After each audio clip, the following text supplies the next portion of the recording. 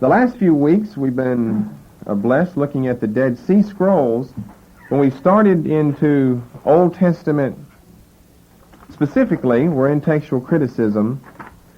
When we started looking at the manuscripts that are available for the Old Testament specifically, then we started with the most outstanding ones, and that were the Dead Sea Scrolls. But the Dead Sea Scrolls certainly aren't the only ones. There are a lot of other Hebrew manuscripts. They're not as old as the Dead Sea Scrolls, but they've at least been known, most of them have been known by the scholarly world for a long time, as compared to how recent the Dead Sea Scrolls are. And so tonight we want to look at some of the other Hebrew ancient manuscripts and fragments that we would add in addition to Dead Sea Scrolls to help determine, we're still talking about textual criticism, to help determine the text of the Old Testament.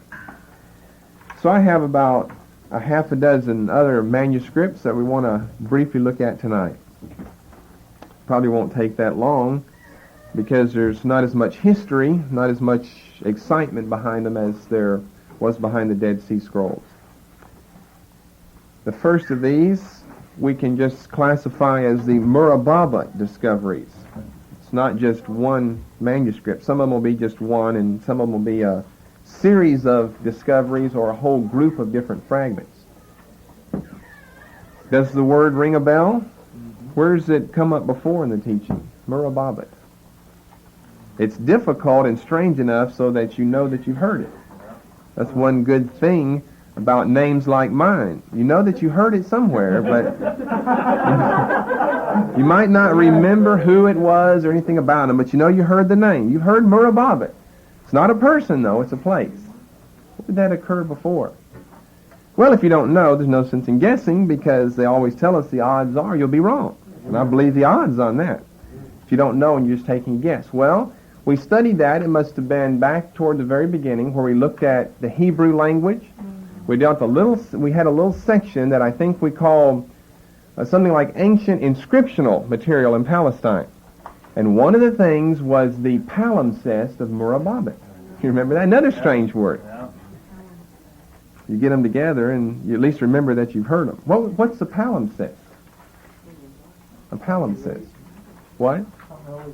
Something that's erased. That's on your sheet of terms there, a palimpsest. And if it's written over again, then technically it's known as a palimpsest rescriptus, because palimpsest simply means to scrape away or to carve away, which would mean you take off the writing that was before.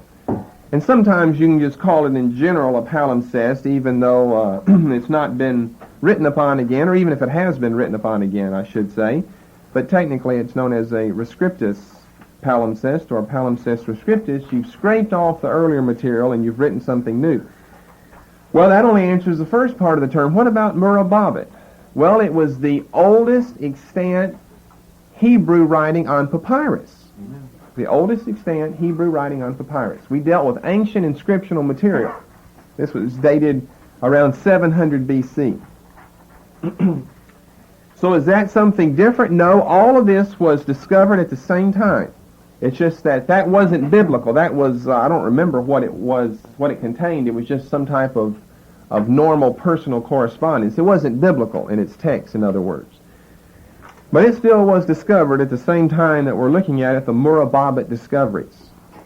So the story's connected to the Dead Sea Scrolls, which we were talking about the last few weeks, because this area known as myriad, it's near the Dead Sea.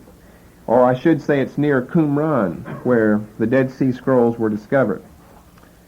There are little rivers that have lots of water when it rains and dry up as soon as it stops raining, are known as wadis by the Bedouin Arabs. W-A-D-I-S, wadis. Over there in Palestine, and so this was discovered at the place called Wadi Murababat. Murababat would just be an old Arabic name for the area. And then you'd name the little stream or the little dry riverbed that ran through it a wadi. Wadi Murababat was 10 miles or so south of Wadi Qumran. Qumran was another little stream, Wadi Qumran. So that's why I say that it's connected to the Dead Sea Scrolls only in the location of Murababat, but they don't appear to be related in the sense that the Essene community that lived at Qumran also was responsible for depositing these manuscripts that were discovered at the Wadi Murababat. In the fall of 1951,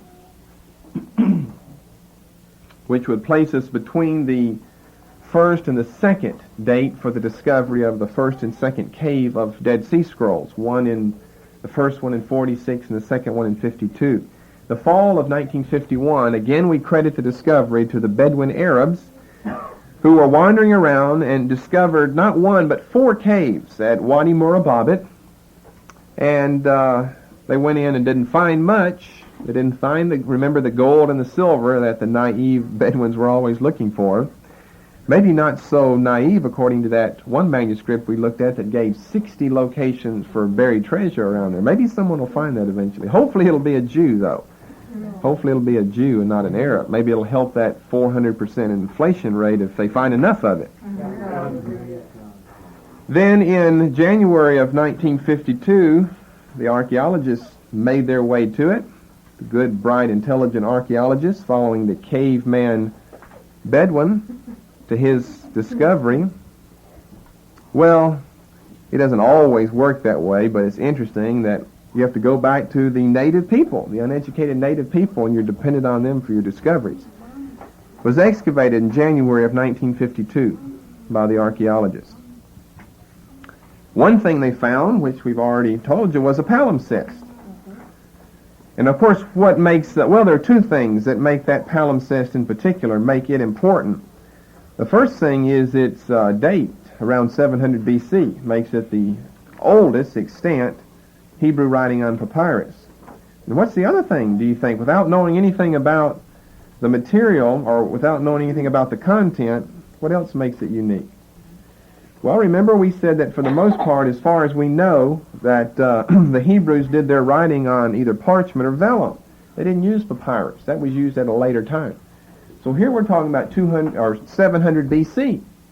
And what is it? The palimpsest on papyrus of Murababat. So that's the second thing that makes the palimpsest that was discovered at the same time, January of 1952, of the Murababat discoveries.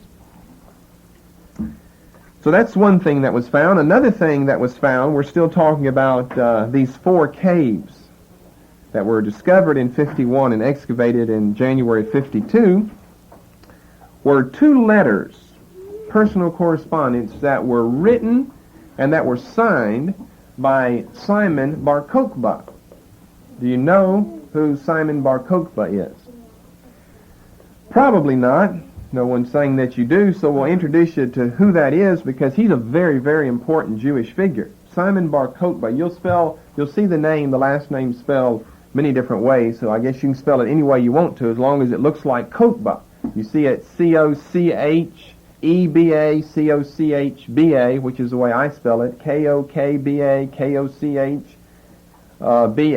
C-O-K-B-A. As long as you can get a Kokhba, and it's all one name, Simon, then Bar, then Kokhba. As long as you can get Kokhba. I spell it C-O-C-H-B-A, which you might as well learn it my way in case I write it or you see my writing, and then you won't wonder who it is. Well, he was a very, very famous false messiah, an insurrectionist. The 2nd century, well, really he was allegedly born somewhere around AD 70. But he comes on the scene the beginning of the 2nd century, claiming to be the Messiah of the Jews, and he had a great host of people that followed him. He led an insurrection. They didn't learn their lesson from the fall of Jerusalem by Titus in AD 70, the year he was born. But he led an insurrection against the Romans around 130, or 31 or 32, somewhere along there, and ended up dying at the hands of the Romans around 135. And we'll say some more about him whenever we study something that he's connected with. There's a lot more that we can say about him concerning the star and a lot of other things, but it's very interesting that he's a famous name in Jewish writings and that we've got 2 letters that were written and signed by this man. He wasn't just a figure of someone's imagination as being a false messiah, a false Jewish messiah, an insurrectionist. He truly and literally did exist because we have letters that were written by him and that were signed by him. So that's another important thing. Still, none of these things so far had to do with the Bible. For that, we have to go to a fifth cave that was discovered at Wadi Murababit in 1955. The Bedouins discovered this. The archaeologists got to it and excavated it, found out that it had one time been used as a grave for these people. By the way, just giving you the dates there of Simon Bar Kokhba, around 70 to 135 AD, shows you when we're talking about manuscripts written somewhere around the time of the first century. We could say during the lifetime of the Apostle John. So you can see we're not as early as some of the early Dead Sea Scrolls, like Samuel back 200 BC. But we're still going back 2,000 years ago. What they found here was a minor prophets scroll, which contained the last half of Joel, the prophet Joel, through the book of Haggai, which was dated around the 2nd century AD. This would put it somewhere, probably the first quarter of the 2nd century AD. Here's a picture of that containing Amos 8:11 through Amos 9:15. You can see it's not in very good shape.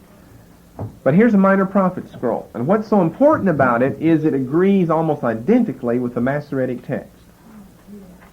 Now you put that with the information we've given you before about how closely the Dead Sea Scrolls, especially like 2nd Isaiah, agrees with the Masoretic text.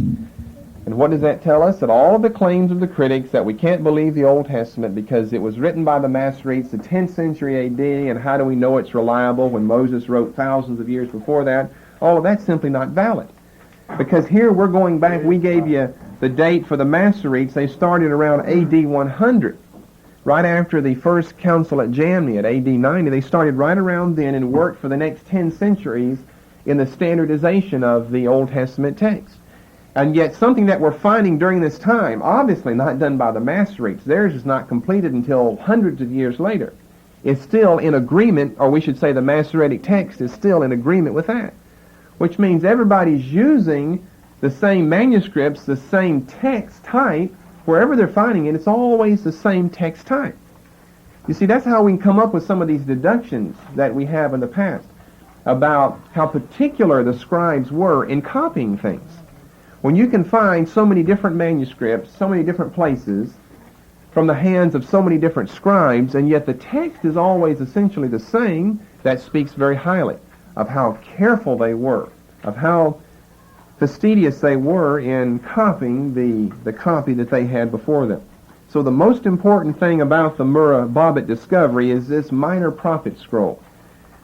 The last half of Joel through Haggai, because it completely agrees with the Masoretic text. A second group of discoveries are known as the Masada discoveries.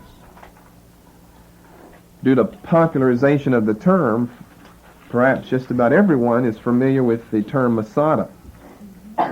Remember, it's that great fortress on the mountaintop where the suicidal Jewish people remained for a number of years as the Romans tried to take them after Jerusalem had fallen, and they built a whole ramp of earth and rock enabled to get up to the top of it, because there's no way up except a little narrow path up, not enough for a whole army to go up. And by the time they finally got up there, if you've read the story of Masada, they were all suicides. They had cast lots to find out the last 10 that would live, and those 10 would kill everyone else, and then finally you get down to just a few people, and they would kill themselves, because they were not going to be taken by the Roman army, by the Roman government. So that's what Masada is known for. So during the excavation, 1963 through 1965, by Yigael Yadin, famous Israeli archaeologist, they were excavating the remains, not necessarily looking for biblical scrolls, but they were just excavating it because it was an important remain of the Jewish people before. They came across 14 scrolls that, since Masada fell after the fall of Jerusalem, and Jerusalem fell in AD 70, Masada fell somewhere around AD 73, and since that's true, Obviously, if we're finding scrolls there, they had to date before AD 73, since that's when Masada fell. So they found 14 scrolls dating from sometime before 19, or not 19, just AD 73. A lot of these scrolls contain biblical text. Here you've got these suicidal Jews on top of their Masada mountain. They've got the Bible with them. They should have called on the God of Israel to defeat their enemies like they could read in their Bible. But evidently they had a Bible like most Christians do today and don't ever read it, don't know how to use it, don't know those old stories will really work for you today. Amen. So it agrees extensively with the Masoretic text except for a few places in the prophecy of Ezekiel. Why, we don't know, but it's not that important, because on the whole it extensively agrees with the biblical text as provided by the 10th century AD Masoretes.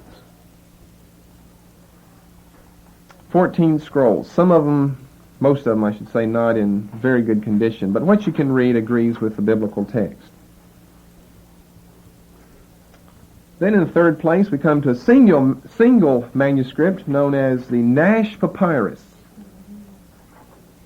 Now, I think we've mentioned this at least once before. Anyone remember where? Lots of names to remember. Okay, the Dead Sea Scrolls. Whenever Metropolitan Samuel was able to obtain some of those manuscripts that he did from the Bedouins that did the early discovering of the Dead Sea Scrolls, he didn't really know what he had.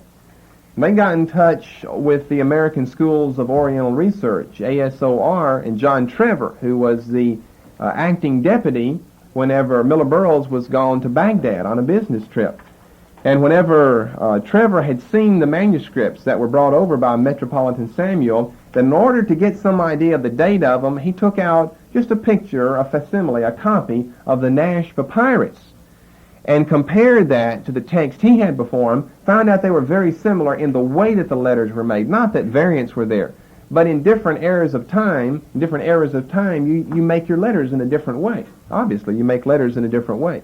And it doesn't change overnight. Several hundred years have to go along before you just start making a letter a little bit differently. And guess what? All the letters were made the same. So if you know the date of Nash Papyrus, if that's fairly certain, which it was, then it's fairly easy to date Dead Sea Scrolls. And that's one of the ways that they use to date it. What is it? It's a very, very small piece of damaged papyrus that contains part of the Decalogue, Exodus 20, Deuteronomy 5, and it contains the famous Shema of Deuteronomy 6. Hear, O Israel, the Lord our God is one Lord. That passage in Deuteronomy 6 around verse 4. It evidently, the origins of its discovery is obscured in mystery and darkness. It evidently came from the Fayum in Egypt. F-A-Y-U-M or F-A-Y-Y-U-M. That was a province, remember, on the other side of the Nile that the Greeks settled. Just a famous place in Egypt known as the Fayum. F-A-Y-U-M. Sometimes you'll see it spelled with a double Y. Sometimes you'll have an I in there instead of a Y. In 1902, it was acquired by Mr. W. L. Nash. That's where we get its name, obviously, who was the secretary of the Society of Biblical Archaeology. He evidently obtained it in Cairo. A lot of trading is done. A lot of trading in these manuscripts during these the early decades of this century were evidently done in Cairo and Bethlehem. For some reason, those were just the two places where you've got a lot of antiquities dealers that got a hold of these manuscripts and dealt with them, either in Cairo, Egypt, or in Bethlehem, not far from Jerusalem in Israel. It was donated to the Cambridge University Library by W. L. Nash, was first published the next year in 1903 by S.A. Cook. Most of these have something either interesting or important to go along with them. For the Nash Papyrus, its importance. Until the discovery of the Dead Sea Scrolls, the Nash Papyrus was the earliest Hebrew or Greek, any type, a biblical text, the earliest one that dated the 1st century BC. Remember, one of the manuscripts of Samuel that was discovered in the 4th cave of the Dead Sea area dated 200 BC. And so it has the distinction of being the earliest biblical text, whether Old Testament, New, whether Hebrew or Greek, simply the oldest biblical text. Prior to that, the oldest biblical text was Nash Papyrus, that dated somewhere in the 1st century BC.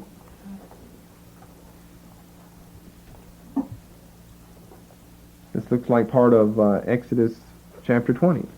Here it is in the translation, or it's not translation, you just got the Hebrew transcribed off of it. You've got some holes in it where words are missing, but you can obviously fit in whatever's missing.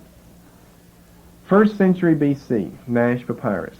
Before the Dead Sea Scrolls, the oldest Hebrew, which made it the oldest biblical extant material. So that's very famous. That's a very famous. Things like Murababat aren't as famous, or Masada discoveries. Masada is famous, but not the biblical discoveries, as would be the Nash Papyrus. Okay, another group of manuscripts we call the Geniza fragments. Where we've mentioned that word before. Well, you're coming across these names several times. I guess it helps because it's repeated again and you hear the name again. We talked about this before whenever we were talking about, I guess it was back in the first message on the Masoretes, whenever we were talking about why we've got so few, as far as number is concerned, Hebrew manuscripts. Why so few? We gave you a list of reasons why. One of those reasons was scribal superstition. What did they do with the manuscript whenever it got too worn out, too old? They didn't want it to fall into the hands of someone else. They didn't want to continue to read it, lest by use of time or just by your hands on it, you maybe smeared a text somewhere and you corrupt the Word of God when you read it. So they had an official ceremony where the manuscript was either burned or buried. But before then, you had to get enough of them. Before then, they would stick it in an old room that was off on the side of the synagogue, known as a geniza, which is an Aramaic word that means hiding place. It was a hiding place. That was generally a room adjoining a Jewish synagogue. They'd stick these manuscripts in there, and I just told you a little bit ahead of time, whenever we mentioned it then, that we'd come to it again, where I said that it has happened in the past on several occasions where for one reason or another they would simply forget that the manuscript was in there. And on this particular incident here with the Geniza fragments, what happened was after a process of time where someone had forgotten that they had stuck these fragments in there, a wall was built up and that room was just closed off and not used anymore. Rather than tear it down, you just build a wall where the door was. You never go in there. And then you get a lot of things in front of it. It's like a secret room. You forget. You don't even know. You know, when people come on the scene afterwards, you don't even know that there's anything back there. It's like if you had a secret room off the side of your house, and you'd probably have, you know, a big cabinet or something in front of it. No one would know. So you don't just run around saying, "Where's the secret room?" when you don't even know that there is one. So this was done in Cairo from around 1890 to 1897, where 200,000 fragments were discovered. Someone found it, stumbled upon it one day, and opened up and found 200,000 fragments. 10,000 of these were biblical. The earliest ones date the 6th century A.D. Don't confuse the numbers, 200,000, 10,000. Seems like everything we're looking at tonight, we've mentioned it before. We've used those two numbers together before, where we said that there were 200,000 variants in the New Testament, but they're only found in 10,000 places. So it just happens we're using those two numbers again. 200,000 fragments, 10,000 of them being biblical. Here's some of the other things they discovered that are non-biblical. They're just small fragments. They're not really as important as some of these other things. They discovered what we call the Zadokite document, also known as the Damascus document, that we discussed last time. It must have been last week when we were talking about some of the contents of the Dead Sea Scrolls, and one of the things that was found was known as the Rule of the Community, or the Manual of Discipline, that gave the prescription for entrance into that particular group and how you could maintain your status in that group. And we said that something else that was similar to that was the Zadokite document, or the Damascus document. And remember, at the same time in those Dead Sea Scroll discoveries, this was represented. Remember, we're talking way up in the 1950s now, that the Zadokite document was represented in at least 9 different manuscripts. We gave you this information last time. Those fragments weren't that important because in 1897 they discovered the whole document. This whole Zadokite or Damascus document was discovered here in the Geniza of Cairo synagogue. So that's what makes it not so important when we come to Dead Sea Scrolls. The other thing they discovered in the early 1890s was a nearly complete copy in the Hebrew language of the apocryphal book of Ecclesiasticus. Prior to that time, we had only known Ecclesiasticus in a Greek translation. It appears that most of the apocryphal books were written in Greek. So it's hard to determine if you've got a Greek original or just a Greek translation until you can find the Hebrew copy, and then you know that probably the Greek came after the Hebrew and not vice versa. So these 200,000 manuscripts are spread all over the world. Some of them are in the library at Oxford. Some of them are in the library at Leningrad. Some of them are at the Jewish Theological Seminary in New York City. The vast majority of them, half of them, 100,000, are in Cambridge University's library. But they're not something to really zero in on as far as finding out, let's compare this to our other manuscripts or other fragments, because they don't have that much to offer.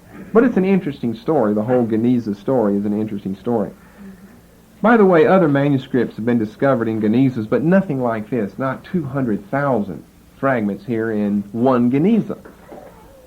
And then finally, we want to sum up several different manuscripts under Masoretic texts. Murababat discoveries, Masada discoveries, Nash papyrus, Geniza fragments, and then finally Masoretic texts. The Ben Asher family was the most famous of the Masoretes of Tiberias. It's the Ben Asher text that's the standard Hebrew text today. And so we'll take a little time to look at several manuscripts that came from the hands of the Ben Asher family, those Masoretes, those Jewish scribes at Tiberias, as well as some of the ones from Babylon.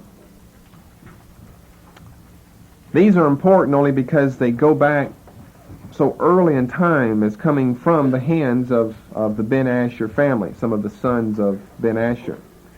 They obviously don't go back as early as Murababat or Nash papyrus or something, because we're talking about a culmination of a process of standardization. So the first of these manuscripts is known as Codex Carensis. It's also known as the Cairo Codex.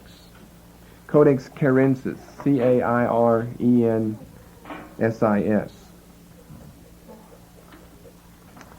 Or it's known as Cairo Codex. It was written and pointed, now you know what that means, by Moses ben Asher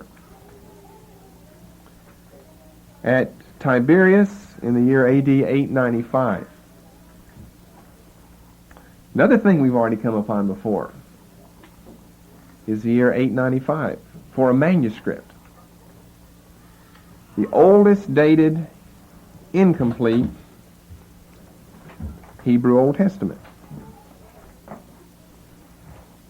We gave you before in a message, that again was in the first message, I believe, on the Masoretes, the oldest dated incomplete Old Testament in the Hebrew language and the oldest dated complete Old Testament in the Hebrew language. So this is the oldest dated incomplete Hebrew Old Testament, dated around 895. It has the former and the latter prophets. We gave you before in a message, that again was in the first message, I believe, on the Masoretes, the oldest dated incomplete Old Testament in the Hebrew language and the oldest dated complete Old Testament in the Hebrew language. So this is the oldest dated incomplete Hebrew Old Testament, dated around 895. It has the former and the latter prophets. One time, history tells us it was stolen by the Crusaders, but it was finally gotten back, and now it's in the museum in Cairo, Egypt. That's why it's known, by the way, as the Cairo Codex. I thought I'd read, well, here's a picture of it. Remember, we're talking about 895. Something else we've talked about before. This is just repeating everything before. Something else we've talked about before is the practice of some of the Masoretes, a good number of them, of putting a certain little thing at the end of their copy of the text. What was that called? You're befuddled by all the terms. Well, that's all right. You're getting the gist of what's going on anyway. It's known as a colophon. That's on your list. Someone needs to look at their list after tonight. It's known as a colophon. And remember, we told you that's where you'll find things like the scribe's name. I mean, it's not going to be in the text somewhere in Isaiah. His name won't be there. How do we know who wrote it? Well, he'll stick it on at the end. The other thing that's found is the date. That's how we know what date it was, because it's dated. And another thing, which I want to read, concerned a little anathema that was put on anyone if they did something to the text. And boy, these can really be scorching. They can be worse than some of the Catholics' Trent anathemas that they put on people. So I want to read you the colophon. Let's see. Some of it's Hebrew. I'll work my way through it anyway. Skip over some things that aren't important. I want to read, it's a second colophon. Evidently one had come before, but here's the second colophon from Codex Canonicity. He gives us his name here. He said, I've written this codex of the Scripture according to my judgment, as the good hand of my God was upon me. That's an Old Testament term there. Remember, that's used in the book of Nehemiah, that the hand of my God was upon me. Very clearly in the city, well, it's a long name, the renowned city. Gives us the year. Then he says, whoever alters a word, this manuscript or this writing, or erases one letter or tears off one leaf, unless he understands and knows that there is a word in it which we have erred in the writing, or in the punctuation, or in the Masorah, or in a defective place. So he says you can change as long as you're certain that we were wrong. Whoever alters a word without these stipulations, may he neither have pardon nor forgiveness, neither let him behold the beauty of the Lord, nor let him see the good that is reserved for those that fear him. He shall be like a woman in her impurity, and like a leprous man, who has to be locked up so his limbs may be crushed, and the pride of his power broken, and his flesh consumed away, that it cannot be seen, and his bones are covered to make bare. Amen, amen, let it be. Well, that's an anathema on you. You don't dare want to touch Codex Canonicity if you believe that his anathema will be realized in your life. Then I pray that you'll be like a leprous man, that every bone in your body will be broken. Well, they're not practicing what Jesus taught in the sermon. They're not even practicing what Moses taught in Leviticus. Love your neighbor as yourself.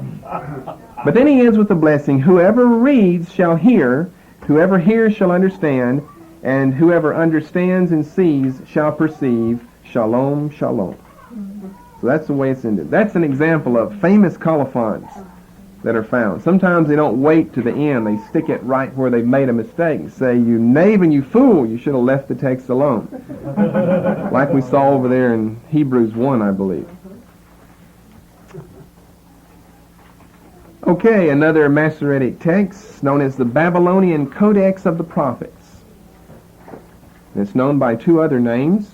It's known as the Leningrad Codex of the Prophets, and it's also known as the Petersburg Codex of the Prophets. The last two because of names of city where it either was or is located. And the first name, Babylonian, because evidently this was not from the Ben Asher family, because the punctuation is of Babylonian origin and not Tiberian origin. So it probably was done by the school of Masoretes in Babylon and not in Tiberias. It was discovered by the famous Furkowicz that we've mentioned before in 1839 in a European synagogue. It's dated 916 A.D., and it contains the latter prophets. It's known generally as the Babylonian Codex of the Prophets to let us know that it's not from Tiberius.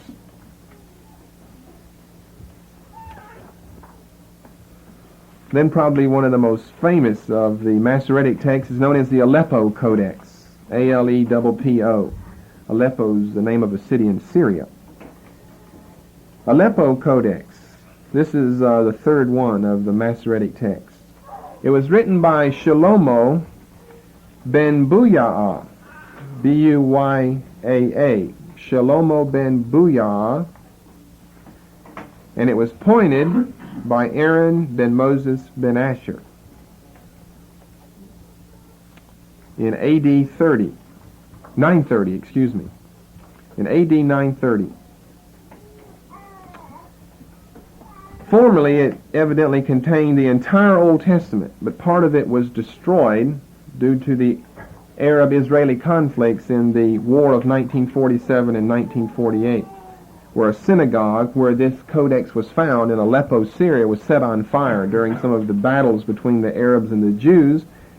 And it was thought at that time that the codex was completely consumed, but it was found later to have been smuggled from Aleppo in Syria to Cairo, Egypt, back to Aleppo, and then finally the Jews, after they'd conquered the Arabs, took it from Aleppo, took it to Jerusalem, where it remains today.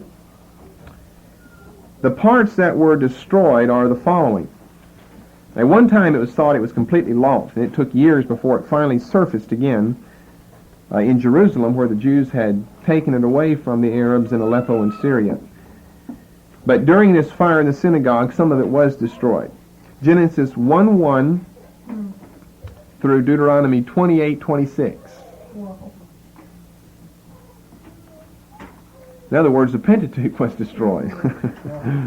You just got a few chapters from 29 to 34 in Deuteronomy left. The Song, chapter 3, verse 12 through 8:14. Song of Solomon, 3:12 through 8:14. Then Ecclesiastes, the whole book. Lamentations, Esther, Daniel, and Ezra. But that's not the end of the story. It's a pretty famous codex because it's got so much history behind it. That much of it was destroyed, but later on, the later parts of the text here, Lamentations, Esther, Daniel, and so forth, were restored through discoveries of some photographs that had been made earlier. We're talking about now in the 20th century. People had taken pictures of it earlier, and these photographs had been stashed away in a library or a museum or simply in someone's dull book that no one ever read. Whenever these were discovered, these photographs of the text, we were able, we don't have the original, that part of the codex anymore, but at least we know what it said because we have a picture of it. So today, as it stands, this is what's missing in the text. Deuteronomy 4 and verse 38 through Deuteronomy 6:3, which is just a small portion of Deuteronomy. Then Genesis 26:37 through 27:30, which means that we got almost all of it back now. We know what all of those other portions have to say now. The Song of Solomon, Ecclesiastes, Lamentations, Esther, Ezra, Daniel, these other portions, because of some photographs that have been taken earlier. No photographs of this portion that I've just given you, Deuteronomy 4:38 through 6:3, and Genesis 26 and verse 37 through Genesis 27 and verse 30, so we don't know what it said there. The Aleppo Codex, we've mentioned it before. You probably won't remember where we've mentioned it, because it was just kind of stuck as a footnote, I remember, at the end of the message on printed text of the Bible, the Hebrew Bible, that is, of the Old Testament, where we mentioned it under the work that's being done, that was begun in 1965 by the Hebrew University in Jerusalem. We said they are making the most extensive text that's going to be available, and hardly any of it's done. They published some of it in around 1975. They gave us a little bit from Isaiah, not a lot, but the importance of the Aleppo Codex with regard to that is seen in the fact that they are basing almost all of their work directly on Aleppo Codex. They're not going to anything else. So they must think that it's reliable. Here's a picture of Aleppo Codex that contains these portions of Scripture we've just been talking about. Important because of the use of it by the committee of the Hebrew University in Jerusalem. Those scribal notes on the side of the text? Mm-hmm. Yeah, this got a lot of scribal notes in it. Because remember, we're talking about the Masoretes. You notice, if you notice in some of those earlier ones that I've shown you, like Nash Papyrus, they didn't have Masoretes back in Nash Papyrus days, so there aren't any notes there. You just have the text there. No pointing, generally no punctuation or anything, because that was introduced by the Masoretes. By the time you get over to any of these manuscripts found during the time of the Masoretes, you can see all of the different notes all around the outside of it. What they thought about the Bible. That's literally the truth. What they thought about the passage. How some great rabbi had interpreted it in the past. It's kind of like the judicial system in this country. Laws are made by legislatures, but what do they mean? Well, the courts tell us what they meant by that law. The Constitution is a law. You can't break the Constitution, but you can sure interpret it a lot of different ways. And so the judicial system is allowed to interpret the laws once they're made. And so this is the way, kind of the way they view the Old Testament. That's the law. Well, what does God mean by that? Well, let me tell you what I think He means by that. And that's where we get all these different opinions. That's why there's so many different opinions in the world today, or in this country today, about the laws. No one really knows. What does the law mean? Besides just what it said. That ought to be the obvious and the easiest solution. Let's take the law for what the law says. Yeah. But we generally don't. We have to allegorize. We have to think, now, what were they thinking when they said it? Did they really mean something else? And you get Christians today just befuddled in the New Testament and the Old, trying to find out, I wonder what he meant by that. He certainly couldn't mean that I'll always get my prayers answered. It probably was a spiritual type that I'll make it to heaven one day or something. So people just interpret things the way that they either see best or the way that doesn't hurt their conscience, doesn't hurt their experience, because they never get any of their prayers answered. So it's best to reinterpret the Word instead of fall on your face before God and get right. Okay, another Masoretic text known as the British Museum Codex, number 4445. British Museum Codex, sometimes just called 4445. This also was from the Ben Asher family, and it's dated AD 950. It's an incomplete manuscript of the Pentateuch, containing Genesis 26:37 through Deuteronomy 1:33.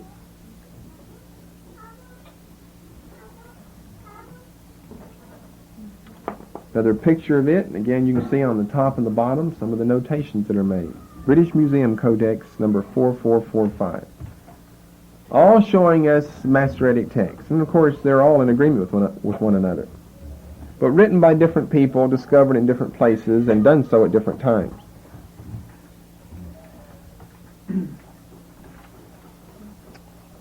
Fifth manuscript, known as Codex Leningradensis, because of its location in Leningrad. Codex Leningradensis. It was copied in Cairo, Egypt, in the year 1008 by Samuel ben Jacob. And he used a manuscript that's now lost. He tells us about it in the Colophon, that was done by Moses ben Asher sometime before the year 1000 AD. Now the manuscript we mentioned earlier, dated AD 895, we said was the oldest incomplete copy of the Hebrew Old Testament, which we had given you back in the first message on the Masoretes, and we gave you this date as well as being the oldest complete copy of the Hebrew Old Testament. It would be Codex Leningradensis, dated in the year 1008 AD. It was discovered and brought by Furkowicz from Europe to the Royal Library in Leningrad in the 1800s.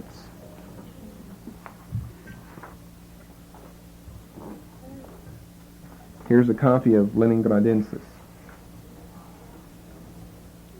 From a distance, they may just all look the same as far as the way that it's done, but there are differences there when you look up closely. The way they've spaced things, the way where they've written in marginal notes, is it on the top or the bottom or on the sides or all the way around it?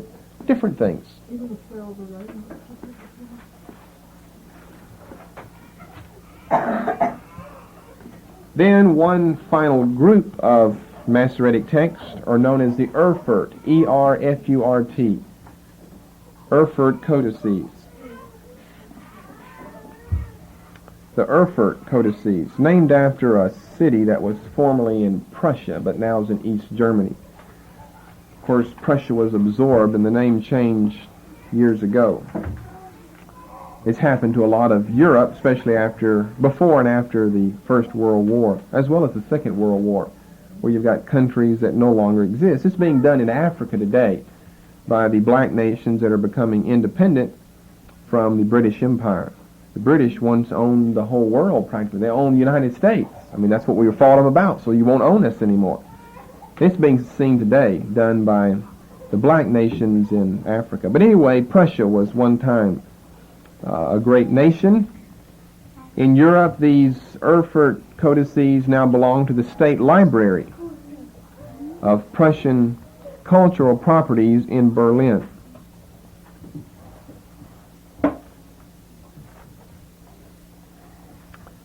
They represent the text of Ben Naphtali,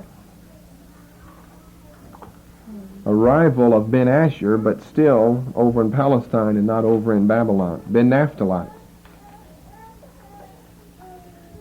And there are three important Erfurt codices, known as E1, E2, and E3.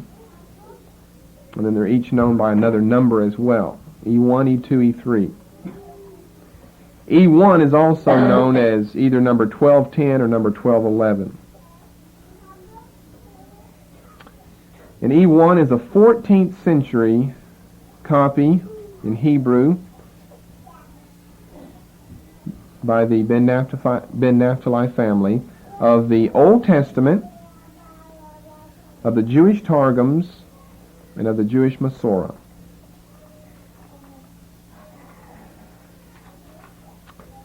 That's E1. Then E2, also known as 1212, is a 13th century copy of the Hebrew Old Testament, of the Masorah, and at least one of the Targums.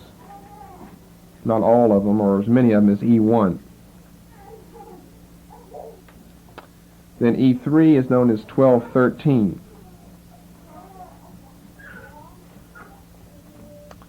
Here we've got an 11th century copy of the Hebrew Old Testament and the Masorah. 11th century copy of the Hebrew Old Testament and the Masorah, E3 1213. One of the oldest German biblical manuscripts that we have in Germany of the Masoretic, either fragments or complete codices. Like these are, notice that they're all complete of the Old Testament.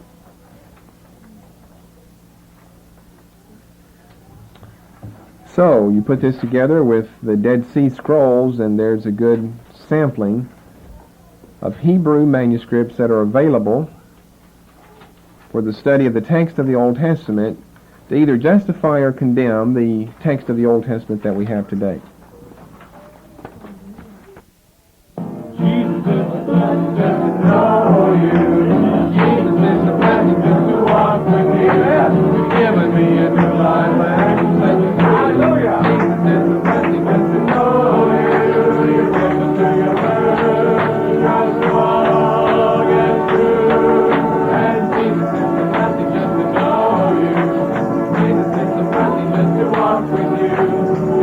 Me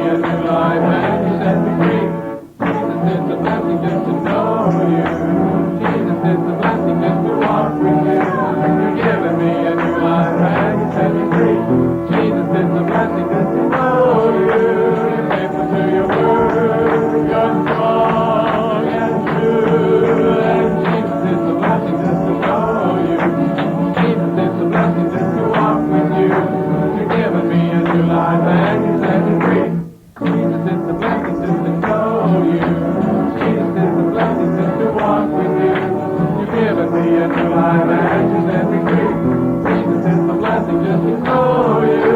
You're faithful to your word. You're strong and true. And Jesus, it's a blessing just to know you. Jesus, it's a blessing just to walk with you. You've given me a new life and you've